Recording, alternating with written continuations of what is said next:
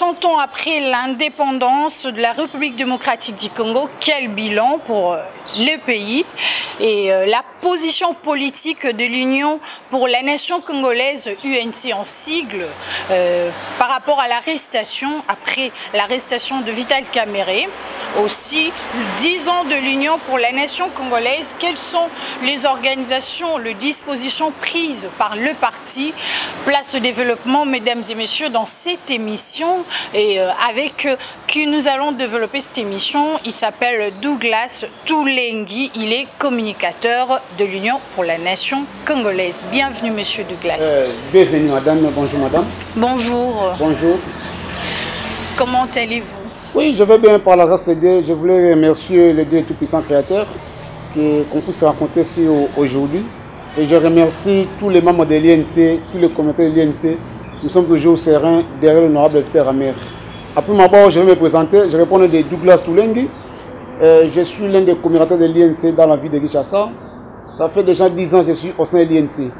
J'avais commencé ma parcours politique comme sectionnaire, président de la jeunesse au niveau de la commune de Massina à l'époque avec Papa Mumbala. Maintenant, aujourd'hui, je suis rapporteur de la série de recrutement et implantation dans la ville de Kinshasa et j'ai fait d'office porte-parole dans une structure là où je suis comme rapporteur d'une structure. C'est pour laquelle je suis communicateur de l'INC. J'aime beaucoup m'appeler communicateur de l'INC. Donc j'ai fait déjà 10 ans au sein de l'INC. Depuis le début. Depuis la création de l'INC. Voilà. Et moi, je suis venu, c'était au mois d'octobre, je pense. Au mois d'octobre, j'étais adhéré au sein de l'INC. Donc, je suis fier d'être à côté de l'honorable Vital Kamerhe. C'est mon modèle pour nous. Je suis camériste. Donc, c'est une fierté pour moi d'être à côté de l'honorable Vital Kamerhe. Merci beaucoup, monsieur Douglas Toulengi. Parlons Congo, c'est une émission d'actualité générale. Parlons Congo, c'est une émission initiée pour vous, pour pouvoir développer Kolobela. Oezali Masolo et Mboka, cette émission sera présentée en bilingue. Dans cette émission, mesdames et messieurs, nous aurons l'occasion de recevoir de différentes personnalités de notre pays, de chacune de partis politiques, confessions religieuses et consorts. Ensemble avec eux, nous allons développer, nous allons discuter, nous allons trouver des solutions de remèdes, pourquoi pas dans cette émission.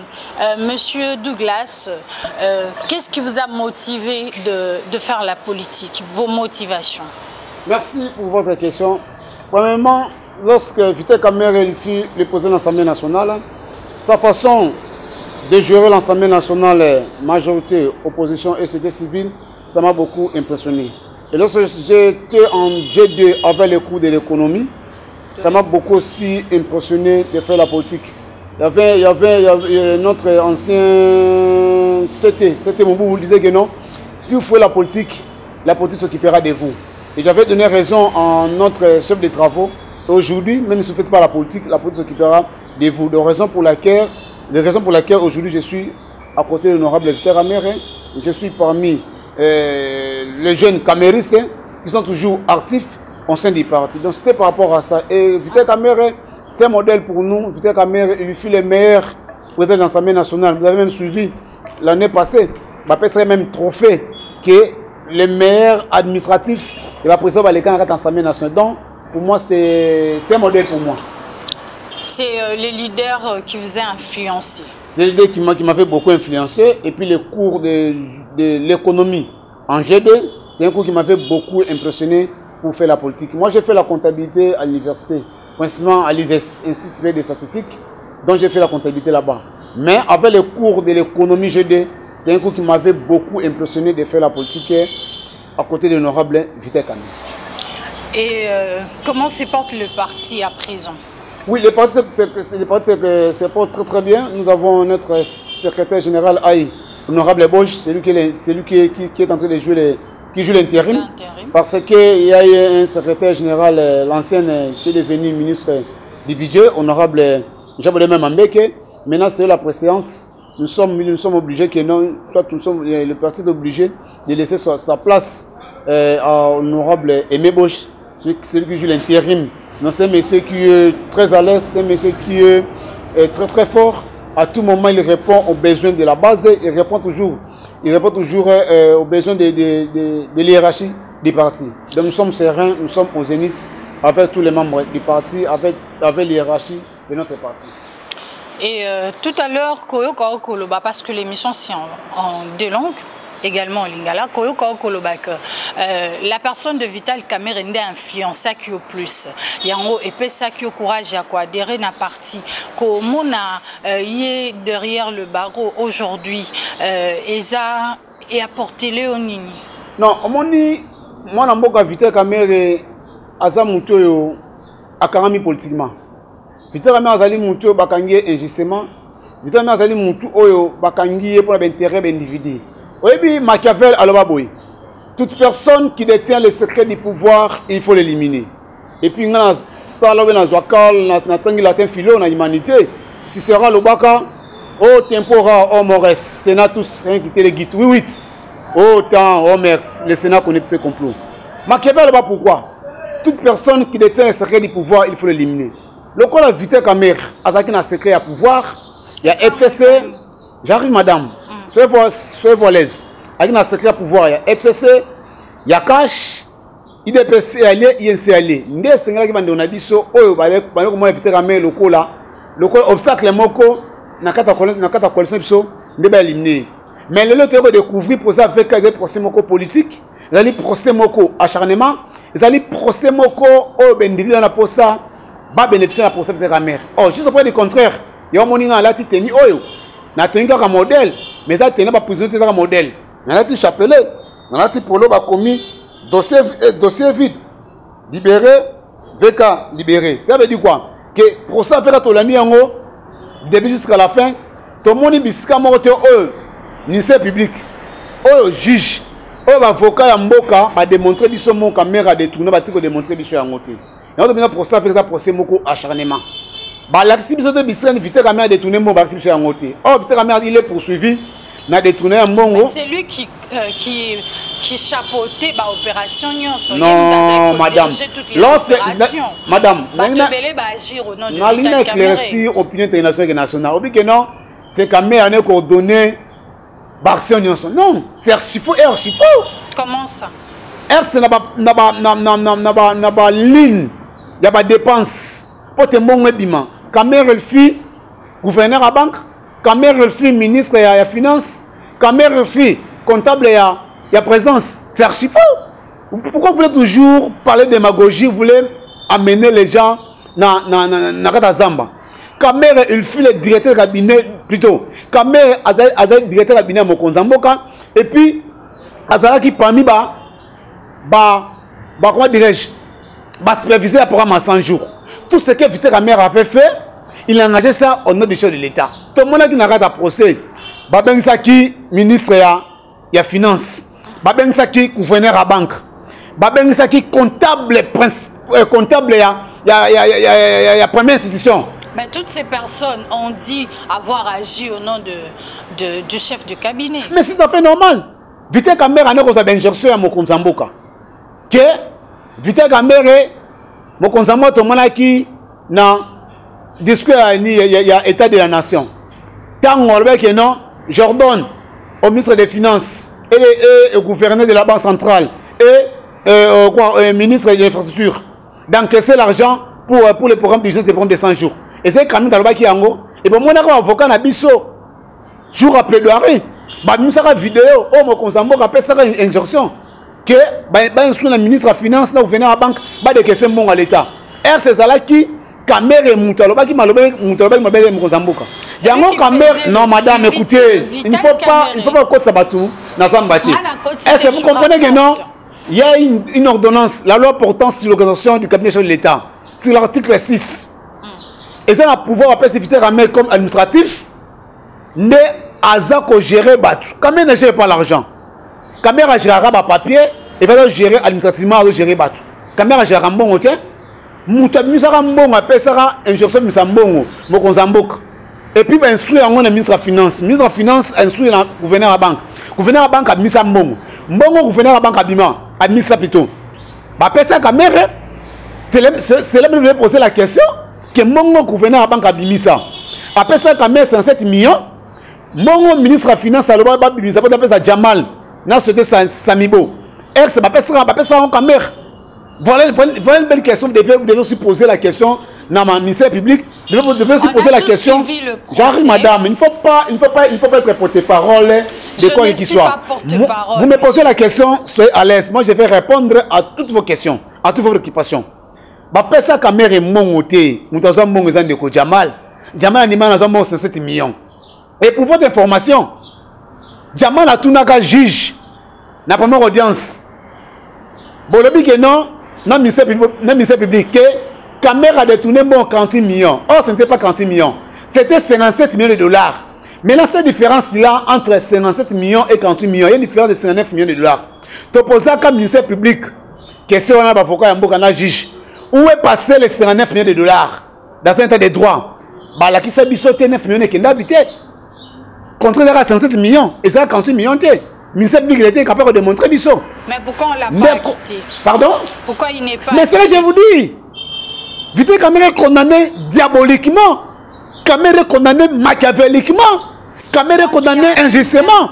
Ça veut dire que dans ce dossier, c'est un dossier qui est purement politique. C'est un dossier qui est purement acharnement. Et vous avez suivi le ministre de la Justice. Il vous dit que non, dossier programme à 100 jours, et c'est un après ça qui est injonction, pour poursuite judiciaire. Il y a un moment où il va inviter Caméra justement. Pour vous, qui est-ce qui est derrière ce dossier? Il y a une main noire derrière ce dossier. Et vous avez suivi même Chadar, qui est Moutarolem Sabiso Azate. On a le ministre de la Justice. Abid Ozaki, Ndingi c'est pas Yemei. Qui est Yemei? Donc c'est Joseph Kabila qui est en train de diriger ce pays. Oh, Bissou Nakata cache. Bissou Nakata cache les loyaux. Tout ça va perdre dans le Mitoroloba. Jamal Kabouni est sacrifié. Vite Caméra il est sacrifié. Aujourd'hui même Moukouna il doit être sacrifié. Mais c'est FCC qui est en train de gagner dans ce combat ici. On va donner des personnes parce qu'on comprend un combat. Basali vite Caméra il y a 15 millions de rétractations. Basali vite Caméra il y a mon Bakis. Basali vite Caméra il y a mon programme sans jour d'urgence. Mais le lieu Bazo collé bandeko ya IDPS, bazo collé bandeko INC, mais dans tout ce qui est en train de bénéficier non justice. Puisque le ministre de la justice va bien ici ministre de la justice. Le ministre va bien ici accueilli bayo qui est à son ndako. Mais on a biso va bien pour taper cette information, bazapé qu'il faut la confronter na bandeko mususa pour ma programme 100 jours ni on va poursuivre na programme 100 jours. Mais comment on va confronter déjà au banque oyo miso elega kuna ba bengisa a foutu caution c'est bête pour jouer 35 millions de dollars débité ce côté na caisse de débité les là c'est bana mboka abima akima mais vite Caméra azali innocent o ba bengisa qui est peut-être au sama a collaborer na isambo na biso bakangiye injustement ba kosa ta boloko non madame lorsqu'on parle madame écoute madame illégal. Il ne faut pas montrer devant le plein que non, vous mettrez la matière plus que moi, non. Je n'ai pas fait le droit, mais je suis entouré avec les éminents avocats au CLINC. Il y a Maître Gabriel Jessalo, Julie qui est venu DGA, il y a Onatra, il y a mon frère Maître Basile Mpoyo. Ils sont un peu nombreux au CLINC. Lorsqu'on parle de la matière pénale, et ça maramouya, pièce contre pièce. Il y a moi là, c'est la ma oyo, nasako. Nous allons compatir ensemble avec Vite Caméra. Le dossier vide. Nous allons compatir avec Vite Caméra. Bon libérer Vite Caméra. Dans la matière pénale, il y a pièce contre pièce. Et vos pièces? Article 145 à livre 2. Il y a code pénal. Si vous avez maman a fait on a fait madame. Yozimbongo wana osoma ba papier que ce papier au pessin de Salomon, c'est ça on appelle le détournement. Mais or dans ce point ici Caméra azambongo tim do zambongo Jamal pota tonga bandako. Jamal azambongo andima azambongo bandako na kancha chezali. Atongi plus de 211 maisons. Mais ekokate délai tonga bandako ezali pour quel délai? C'est ça notre encore problème. Oh tout bosana. Jamal tonga bandako bochaki délai on a pour combien de mois? Pour combien de jours? Jamal azambongo atongi bandako ezali. Mais bien ça qui général, il y a des gars républicains ou akenga la bandako on a kancha. Ayake bino bandako c'est 211 maisons. Bandako so keina na Kasai ezali. OK na kanchacha banda ko ezali basoda bande ko lala na babikok bande ko la banda ko mo ezanga tine mais Jamal azwi mo abinga Jamal azwa mbongo banda ko ezali et ezali ba conteneur et quand même n'a pas Dar es Salaam et quand même n'a pas l'hôpital et quand même n'a pas Matadi il fallait mboka na biso be gouvernement biso pesa mo pour te ba de donner biloko na pour te ba tonganda mais ba pesi mbongo te beaucoup de éviter la mère injustement. Beaucoup de éviter la mère diaboliquement. J'arrive madame, je voulais citer. Beaucoup de éviter la mère diaboliquement. Beaucoup de éviter la mère. Non, bah preuve exacte. Juge à Sanigara copie collée. Il y a un ministère public. On a soulevé qui n'est qu'on éviter la mère. Or, dans un état de droit, tu sais pas les mêmes belés. On devait envoyer une équipe.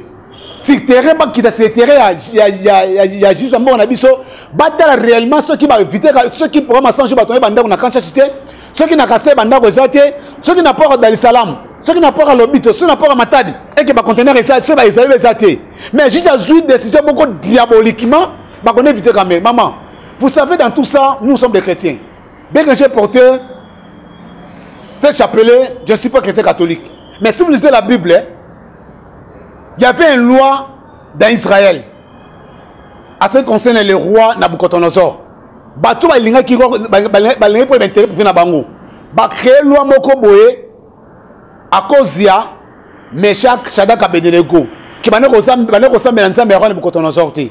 Et roi Nabucodonosor là ayoka ka batou wana azui Shadrach Abednego Meshach ache bango bulo bankos. Pour te balia bango. Après quelques jours ba ko fonga bulo moni Meshach na Shadrach bazo adorer nzambe. Et roi Nabucodonosor a mis ça capable ni balo la biso libanda. Baliama quitté parce que balaki na nzambe. Yango lelo non écoute, yango lelo dossier avec un dossier moko vide. Nous sommes en train de prier. Et il y a déjà une poste ba qu'on éviter la mère injustement. Ba qu'on injustement biso qui appelle pièce contre pièce. Ministère public est capable de démontrer biso, il a démontrer biso. Suite, il y a proposition Nabino après condamnation à Vital Kamerhe, vous passez à l'appel. C'est tout à fait normal. C'est garanti dans la Constitution. Bon, nous sommes obligés d'aller en appel. Nous avons les annotations des chefs de l'État. Oh, mon conseiller, on peut faire une injonction à Vital Kamerhe comme son directeur de cabinet. Caméra, écoute, madame, il ne faut pas être, madame, il ne faut pas qu'on madame, qu'on apparemment, on a agité, madame. Non, je ne suis pas agité. Sentez-vous à l'aise. Je suis très posée. Posez-moi toutes les questions et moi je vais répondre à vos préoccupations. Vous devez commencer prison pour terminer président. Et si on m'arrête aujourd'hui, comme je suis caporal, on a commandant des fils. Et vos apaisements. Ils ont arrêté Okata arbitrairement. Okata, c'est l'un des piliers de la communauté LNC. Bakanga, justement, ces informations qui me donnent, c'est exactement ce qu'elle dit. Posez la question à personne, il y a un baliboso dans l'LNC. Posez la question à personne, posez la question, maman. Puisque vous comptez passer en appel, eux que même preuve, Ezra qui a prouvé, qu'est-ce que vous allez encore nous proposer pour pouvoir remporter le procès? À l'aise. N'a pas ce miami. Bafune éviter caméra détourner mon à l'État. Babi caméra, il était corrompu pour te Jamal Azwa marcher. Le léo, mutazo mon à l'État pour ton banda, Eza Jamal. Jamal animanga na zo mongo, na ton banda ko ezali. Délai au l'État na biso gouvernement. Bachaka délai mon côté banda aussi là que date te banda aussi ba yokana raté. Jamal bité que non, mon peut sanga caméra de tout que na pesa caméra mon alobi yangote. Jano muima, o soka mo pour te donner biloko andima na zo mon à l'État. Na de donner biloko ezali. Ce possède de ces caméras zap. Ministère public na avocat ya mboka. Ba que non, ça a plus de 2000 pièces.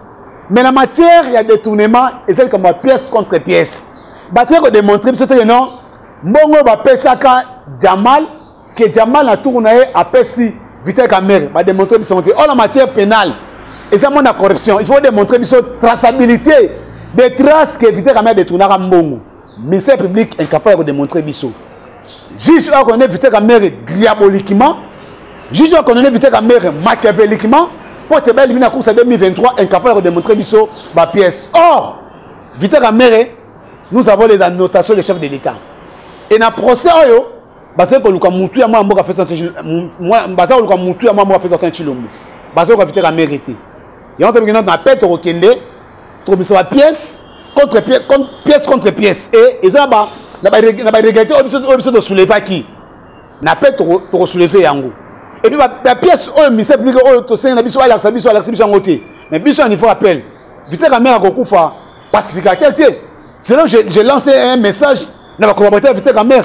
Même la présidente de la mère, nous sommes en train de souffrir dans le monde.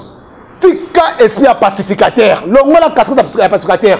Bimisa la notation, tout ce que c'est l'État, on appelle ça que injection au sein de la programme à 100 jours.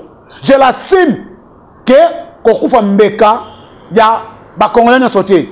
Tu as beaucoup fait, tu as montré votre volonté comme pacificateur. Et si c'est moi qui vais condamner injustement. Bimisa ba dotation au Mokonzambo qui appelle ça comme injonction, il y a que ça la misala. Et tout ce que tu avais fait ça au nom de l'État. Et puis avant de la condamner, alors qu'il y a un boé qui basa au lugar mutu amambo va faire entendre Chilombo.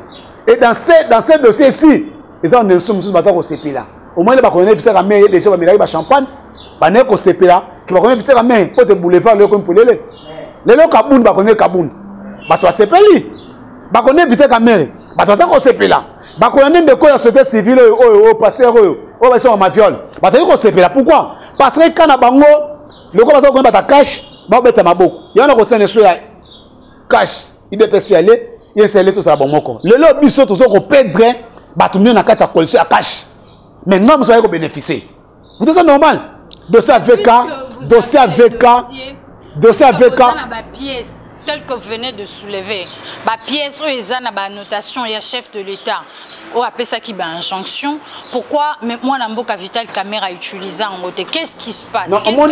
On moni politicien à la carte A, B, C. Et pourquoi le chef de l'État ne soutient pas? Non, les chefs de l'État fait entendre le soutien peut-être Caméra à 100%. Il vient de nommer les mandataires. Vous avez vu le nom des mandataires, les membres de l'INC et ses alliés. Nous sommes à bon terme avec l'État. Mais tout autour de l'État, il y a certains petits frétins qui ont la pose ça, éliminer mon amboka vite physiquement. Il y a des gens qui ont permis dans mon Konzamboka, ils ont posé vite à Canada 2023. Et on a posé le barrière de coalition Koufa. Mais mon amboka fait le mot, à soutenir vite ta mère, à ça de très bien, je suis pas du contraire. Non, a révoqué, à ça de très bien, il y a dit que non, politicien dans quand ça être à ABC, tout l'heure si volonté la biso qu'on a biso machiavéliquement, diaboliquement, donc on appelle. Et ça n'a pas eu le coup au et qui n'a criminalité, mais n'a pas trop bimisa yango. Et puis tout au sein de la liberté à moi moi habiter caméra n'appelle.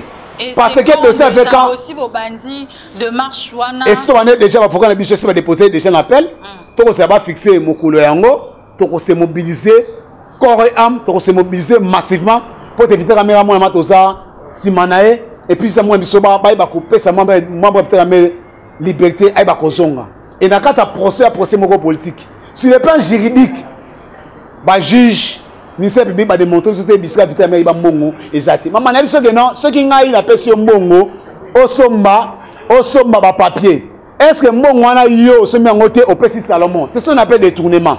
Mais maintenant, de trouver peut-être quand même. On appelle si Salomon Fona Landela. Mais est-ce que maintenant ça putain quand même. Non, écoute, il y avait une équipe, il y a supervision, il y avait une équipe où il y a coordination pour ma 100 jours. Quand même, avec la détail bien mon Konzamboka. De yéne pas la nemisa nya soana, mon équipe non. Et c'est le ministère de l'infrastructure. C'est un ministère ça manangini. Bato ba kitaka na terrain, ba kota la misane ko tamba. Ba kitaka en qualité de quoi?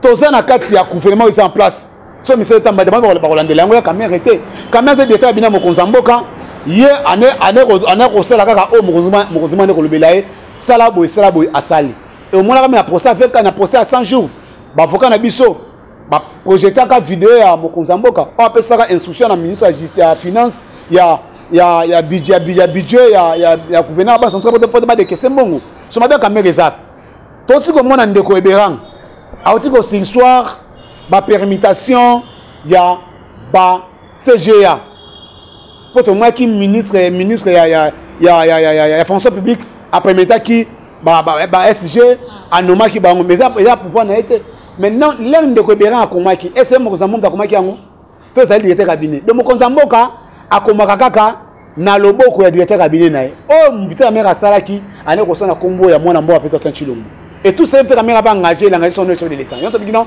na niveau appel vita ka mera ko kufa pacificateur ke bimisa la notation bimisa ba élément nyoso oyo sana yango vous êtes déjà condamné 20 ans diaboliquement vous êtes déjà condamné 20 ans machiavéliquement vous êtes déjà condamné 20 ans na ba élément oyo ministère public a soulevé qui ne juge la ndiga porté à condamné au moins c'est un des droits mais juge forme de pas kangaye to lo belana nké rapport ya cash na ya UNC na UDPS tout comme on a moi nous les cas qui me na mboka on a vu de soulèvement mais on a l'impression que UNC hasard beaucoup plus absent na makambo ekole kana mboka par rapport ya alliance na bango na UDPS est-ce que boyo kanyeza vraiment ya solo maman et vos apaisements on a UNC au moins ni na kolinga na votre image akala tango to aka na 2015 tango ndeko kengo alobaka lingala ndeko be mina ko pona mona mayumbu Ametouba na Congo Swahili. Qui était sur le terrain à l'époque pour te barrer loi électorale il y a Nanga. Bana poto bola nangai. 2015 je répète encore. Tant on vital caméra bobisaka le 19 le 20 le 21. Tous ces monde là basa maquiller le passé comme pouvoir basa il était le seul dès le début de l'opposition. Je mets tout le monde au défi. Demandez à mon frère Martin Fayoul. Demandez le monsieur là au Équateur Mingiana Mapang Ebele. Comment il s'appelle encore? Oh mon gars, mon papa Bisso Mapang Ebele à Gombia. Mokia. Demandez à Franck Dion, tous ces monde là, tu as demi de l'opposition. C'était évité qu'à mère ou à mobiliser to barra route le 19 le 2015, le 19 le 21 le 21 et bah monsieur on a porté Bazola ni Bamburger. À l'époque, il y avait un secrétaire général Mavungu. Babeta Kaye. Vous vous souvenez encore? Et par rapport à ça, nous, l'INC, on était sur le terrain. Nous avons une structure, il y a un motard. Donc, je suis parmi les fondateurs de la structure et mon frère Maître Basile Mpoyo. Sur le terrain. Moi, j'étais sur le terrain. Vous avez fait les statistiques. Il y a un terrain. Moi, j'étais là. Il y a un micro qui m'a mis au bois, au micro. 2015, 2020, sur le terrain. Toi, la structure, on a mis sur un motard. Sur le terrain. Et nous soutenons toujours la coalition cash, IDPS allié, INC allié. Nous sommes ensemble. Donc, tout va bien. Tout va bien. Mais quand on a comme ils ont raté, mais les seuls bateaux qui secret à cash, ils ont évité quand même on a pris 100 km. Loi Mina Kousakata, lecture à UNC par rapport. Bolanda qui va député à cash, groupe parlementaire cash, Bolanda qui était. Vous avez position à député à cash, lorsqu'on parle de cash, on va l'INC à l'IDPS aller. Vous voulez maintenant je puisse parler quoi par rapport à ça? Votre avis, votre lecture, non, vous êtes là. Non, depuis le jeune, c'est pas ça une déclaration. Il y a cash. Na Kolobanine. On va se représenter la population quand il y a cash, il y a pas de déjà. Na Kolobanine. Lorsque c'est la violation, tous les députés sont malheureux déjà, tout le monde est ressources en Négini. Je n'ai rien commenté par rapport à ça. La cohabitation. Je ne suis pas d'accord avec cette cohabitation. Je ne suis pas d'accord en Angoté. Pourquoi? Et si les gens voulaient que nous pas dans une cohabitation, maman, ces pays, comme dit que nous sommes au Kambato, comme un bisou pour le Tabango. Bota diabo bonde Maebo. Bakolo Tabango, voilà Mufumba, we Kuyampa, tout ma mêle, le Tabango, le Kola Maebo. Parce que cohabitation, nous devons adosser la bonne place. Bossali Maké à l'époque, il y a 1960, Lumumba et Kassavoubou, l'autre va révoquer. Lumumba et Kassavoubou va révoquer. Kassavoubou va révoquer Lumumba, Lumumba va révoquer Kassavoubou et Mdele a eu pouvoir avant Timobutu. C'est ça les communautés nationales sérénales, tout la cohabitation. Nous avons un bateau pendant 18 ans, nous avons et nous ne voulons pas, il y a comme une session. Je suis contre avec la cohabitation. Et coalition de ton niveau de travail ensemble pour intérêt général de la population de Bissau. Mais dans la coalition, tout ça comme on a mis en mabé, on a ta coalition. Bamsou va bloquer l'ordonnance de Mokonzamboka. Bamsou va attaquer. Bamsou va attaquer Mokonzamboka. Bamsou va attaquer non. Les autres qui programment à 100 jours. Tout le monde va poursuivre judiciaire Ezali Ngaï, ministre de la Justice. Vous comprenez? Donc pour ça, faire un procès politique. Là, on a un peu de temps pour se faire là. s'est passé à Kangani. Mais dans tout ça, je vais demander en offert la diaspora. Au besoin de l'IDPS et INC. Même avec ça, tout ça, parce que le seul ennemi, ils allaient éviter qu'à mériter. Notre bilan représenté en 2023, qui est encore évité qu'à mériter. Il y a déjà, on avait détourné l'argent. Il y a Moka Mbiso. Projet agricole. Madame Paul, le ministre, premier ministre. Ekenab. Projet passerelle. Ekenab. Boukangalonzo. Ezab. Fibre optique. Ezab. 200 millions de dollars. Ezab. Maman. État de droit, on a quand même fait ça. Cobal n'a binoté. Que on peut savoir Congolais vaccin. Non, madame. Si la santé est bien ordonnée, on devait commencer. Maman, ceux qui ont dit la santé doivent commencer à se faire. Il faut que les droits soient malades. Mais bateau est mon l'état. Bateau a bomi biso. Na makamata ka mona sap. Bateau bomi ba bomi mandona biso o ba rositi manga. Ba Thérèse Kapangala.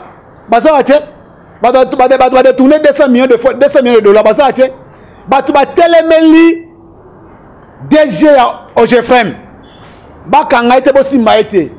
C'est aussi mon dit de repaliser Mora. Et de les droits en wana. Bateau ba bloqué pour donner ça mon compte en Moka. Après une année, qui ont abandonné Moussala.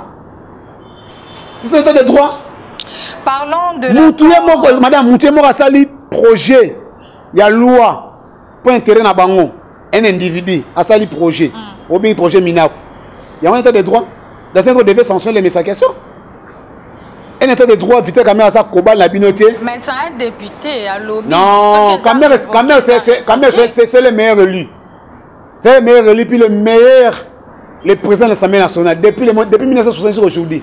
Et ça, Moutou à ça, l'Assemblée nationale doit être mérité.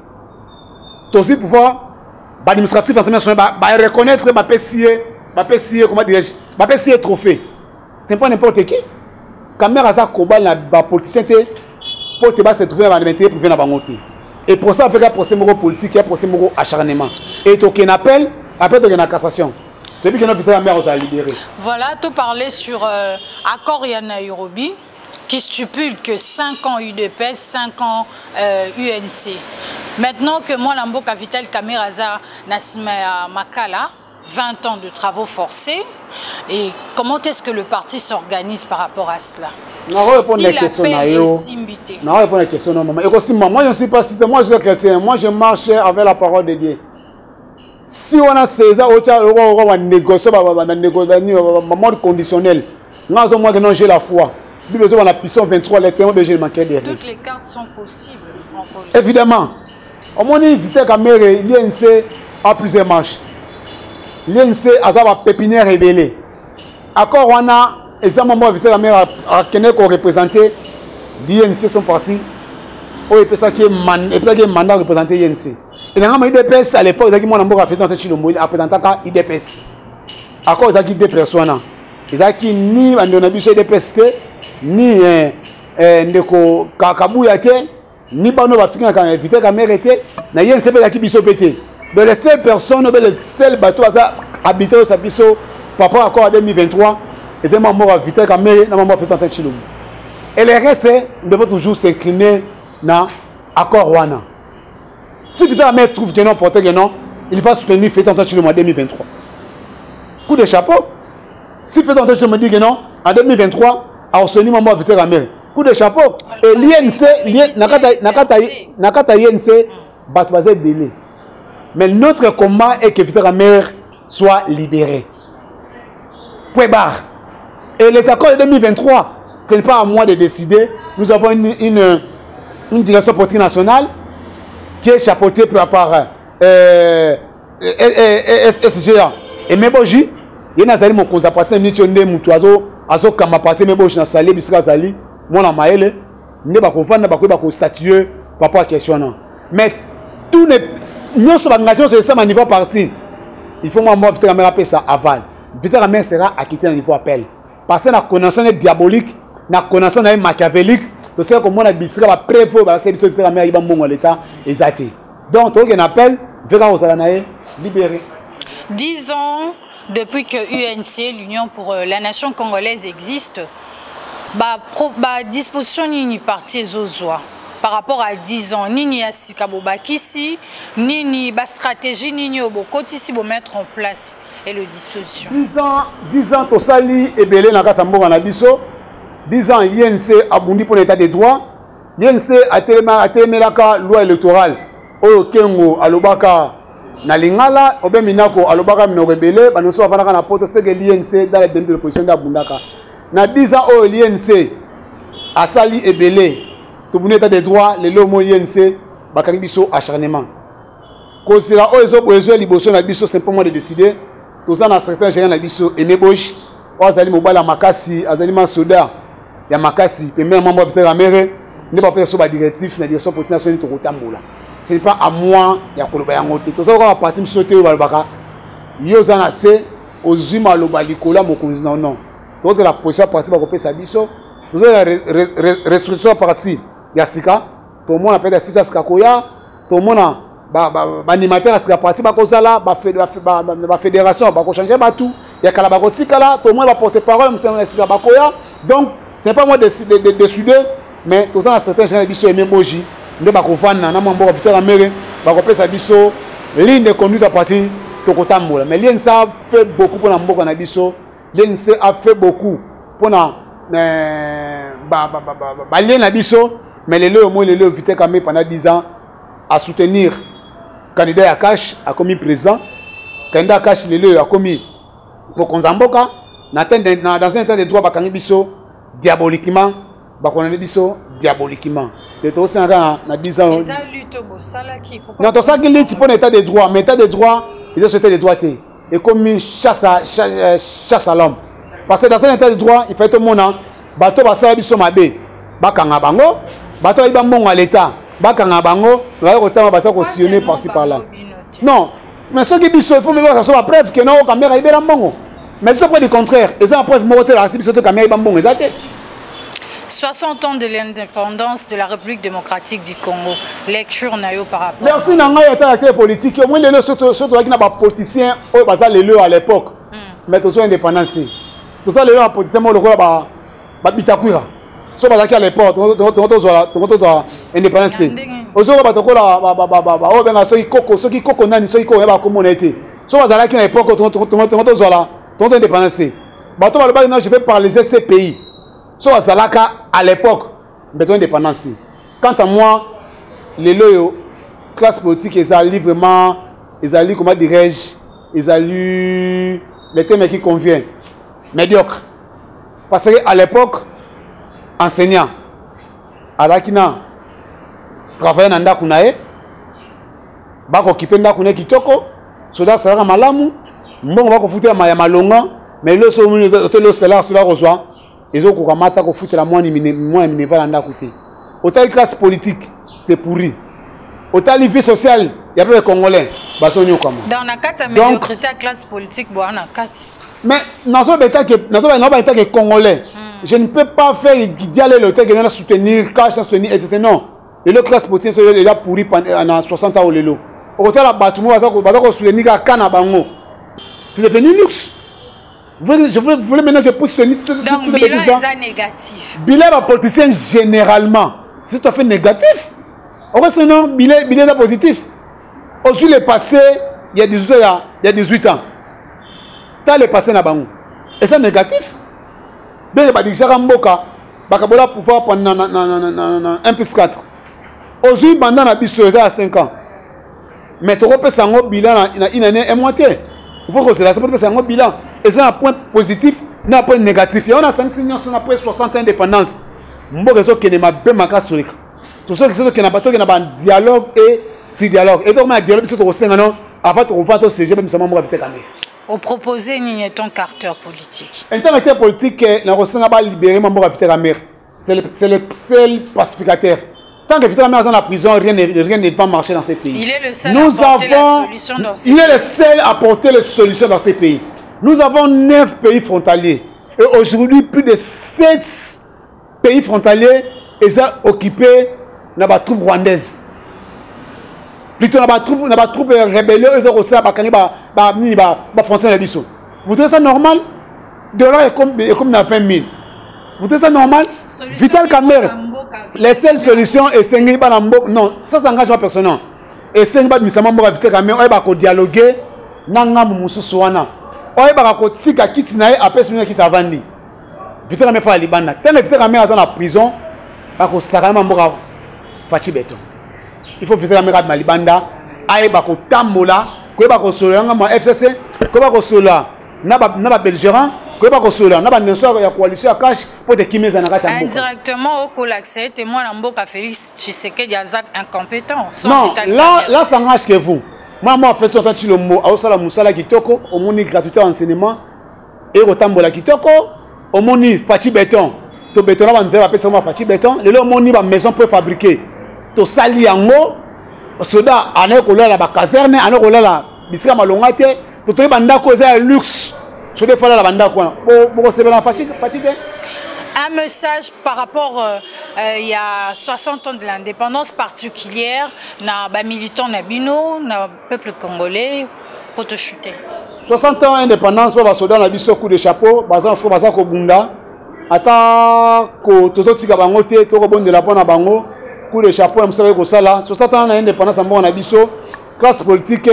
Totika sentiment na biso, totika intérêt privé na biso.